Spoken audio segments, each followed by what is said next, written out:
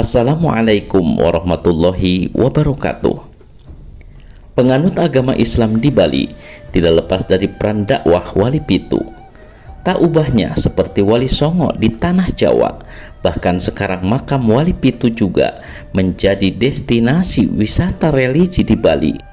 Dihimpun dari beberapa sumber catatan sejarah, Raja Gelgel pertama, yakni Dalem Ketut Ngelisir, pernah melakukan perjalanan ke Majapahit. Ketika kembali ke Bali, dia disertai dengan kedatangan 40 orang pengiring. Dua di antaranya adalah bernama Raden Modin dan Kiai Abdul Jalil yang beragama Islam. Keduanya bertugas sebagai abdi dalem di kerajaan Gelgel. Dilansir dari sindonews.com, peran dalam penyebaran agama Islam di Bali dilakukan Wali Pitu di Bali. Wali Pitu ini terdiri dari 7 orang yang memiliki asal-usul berbeda. Keberadaan Wali Pitu sebagai sosok penyebar agama Islam di Bali ditandai dengan keberadaan 7 makam keramat yang saat ini begitu sering dikunjungi wisatawan muslim yang ingin berziarah. Yang pertama, Wali Seseh Mengwi. Wali Seseh Mengwi adalah anggota Wali Pitu di Bali yang punya nama asli Pangeran Mas Sepuh atau Raden Amangkurat. Beliau merupakan anak dari Raja Mengwi V yang menikah dengan anggota kerajaan Blambangan.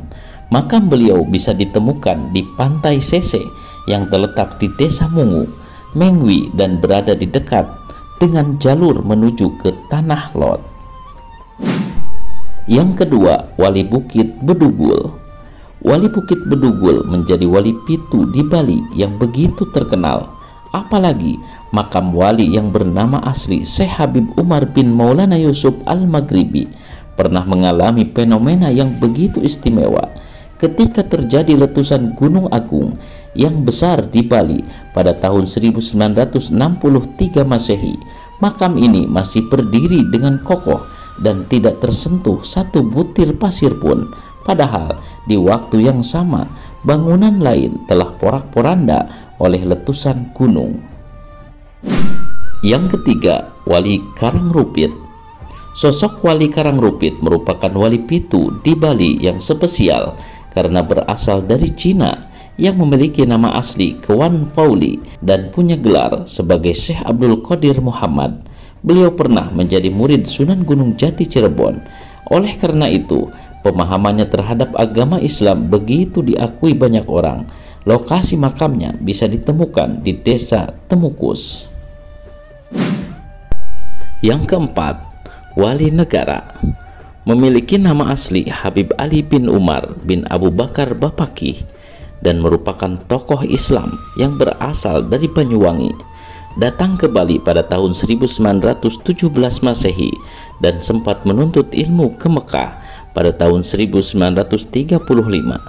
Tak hanya itu, wali yang wafat di usia 107 tahun pada tahun 1997 ini juga mendirikan sebuah pondok pesantren bernama Samsul Huda.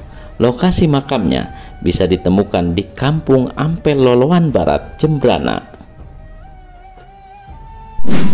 Yang kelima, Wali Kusamba.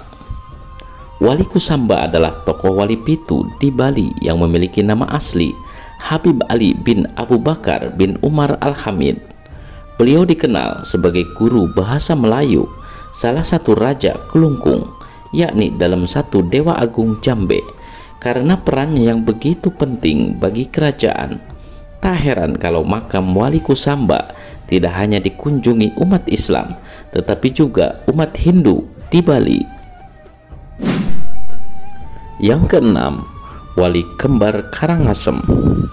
Sesuai dengan namanya, ada dua wali yang lokasinya berada di satu tempat, yakni Syekh Maulana Yusuf Al-Baghdadi dan Habib Ali bin Zainal Abidin Al-Idrus.